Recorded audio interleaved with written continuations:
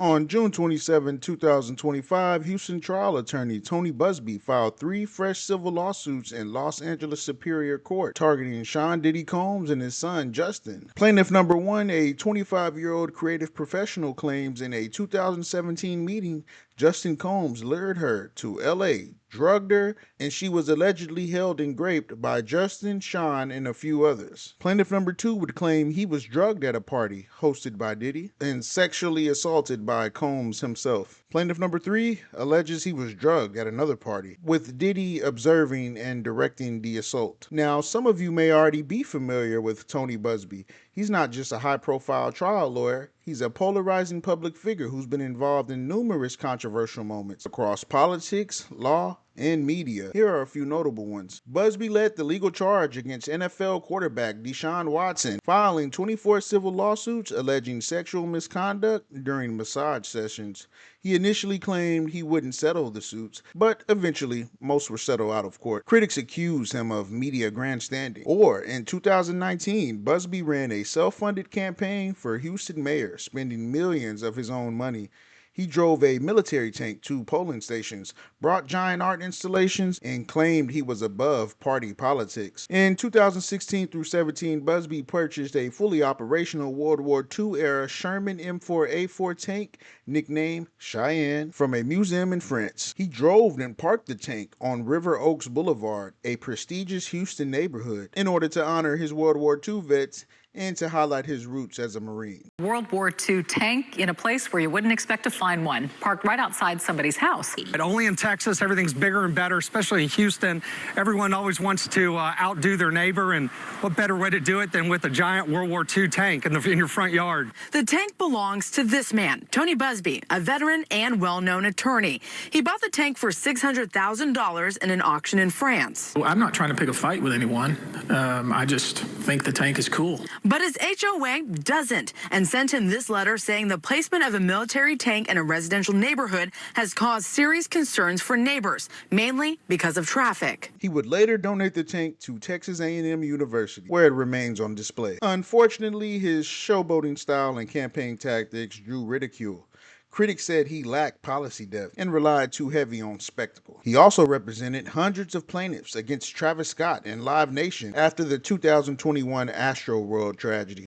Since 2024, he's been at the forefront of multiple lawsuits against Combs, representing over 120 individuals, both adults and minors, who allege drug-facilitated sexual assaults dating back for decades. His law firm has received thousands of calls, signaling a robust coordination to show pattern over time. It revives such claims, and they can be brought even 25 to 30 years later, because there's a recognition there in New York and California and other states that it's very difficult for a victim to come forward. Many of these people are coming forward because they see other victims coming forward.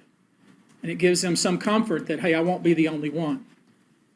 And I expect more victims will come forward. The acts complained of in these cases that we're going to file occurred primarily in New York, either Manhattan or the Hamptons, or occurred in California, primarily in Los Angeles, or in Florida, primarily in Miami.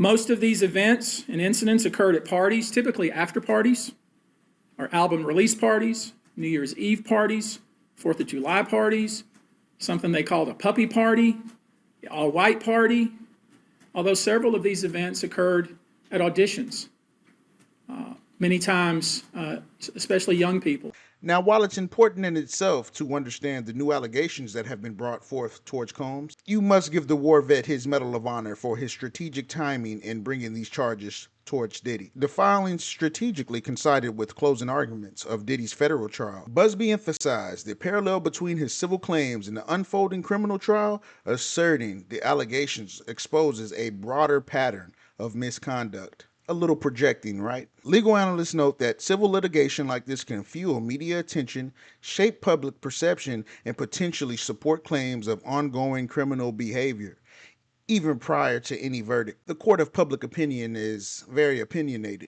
In October 2024, he filed his first set of civil lawsuits representing multiple accusers in New York, consisting of multiple sex charges with victims ranging from 9 to adults and spanning incidents from 1991 and onward. He is also behind the high-profile accuser John Doe, who claimed he was sexually assaulted at a 2007 Hamptons white party, sharing chilling testimonies of incapacitation via drink lacing. And even as recent as February 2025, a related suit involving allegations against both Jay-Z and Diddy from a 2000s rape claim. When this came out, were you one of those people that thought Diddy was trying to bring Jay-Z down? Now, come on. In the end, civil suits aim for compensatory and punitive damages, while criminal trial outcomes can influence proceedings and judgment. The new lawsuits increase legal exposure, now encompassing both father and son in a stream of highly egregious individual allegations. If the criminal case results in conviction, civil juries may view these new filings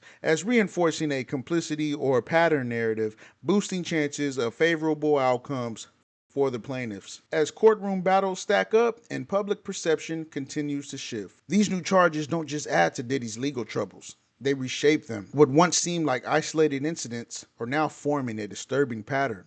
And Buzbee, the Marine turned strategist, isn't just firing off lawsuits, he's building a case, brick by brick. Whether these civil suits hold up in court or not isn't certain. But one thing that is clear, silence is no longer surrounding the bad boy legacy. It's being cross-examined.